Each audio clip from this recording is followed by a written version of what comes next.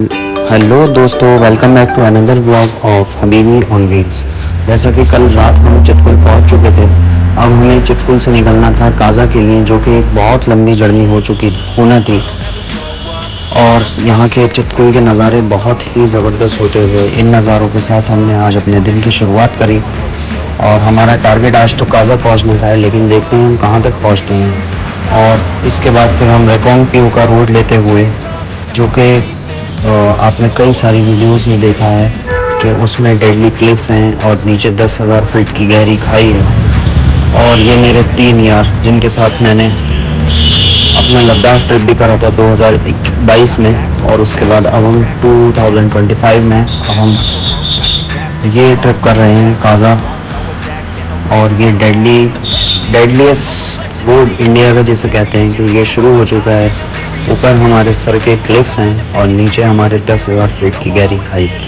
लेकिन यहाँ बीआरओ ने बहुत ही बढ़िया काम करा है। ऐसा टारमाइक रोड, बहुत ही खूबसूरत रोड है ये। और इन नज़ारों का हम बस देख रहे थे और कहने को हमारे पास कुछ भी नहीं था। इन नज़ारों को देखते देखते हमारे पास कहने के लिए कुछ भी नहीं था, और सिर्फ हम अपनी बाइक चलाए जा रहे थे। और फिर उसके बाद हम लोग पहुँचते हैं संगम की तरफ, जिसे कि कहते हैं ख्वाब संगम।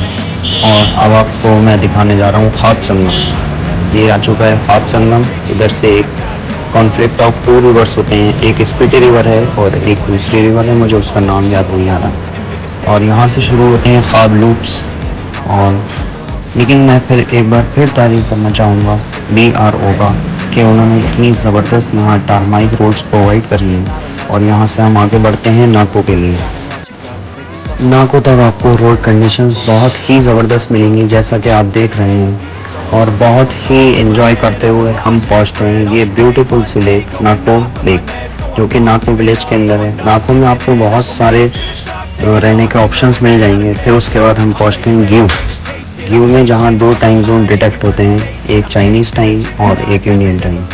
यहाँ से भी नज़ारे काफ़ी अच्छे थे, जिसे गिव विलेज भी कहते हैं।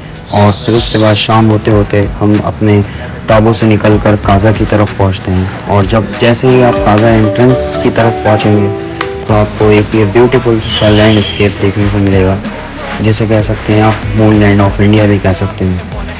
और काजा पहुंचते पहुंचते हम लोगों को तकरीबन 13 घंटे की राइड के बाद, चितकुल से काजा 13 घंटे की राइड के बाद हम लोग काजा पहुँचे।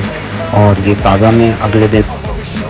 काजा में हमारे रूम से व्यू था, जो कि मेन मार्केट है। और मिलते हैं फिर नेक्स्ट ब्लॉग में।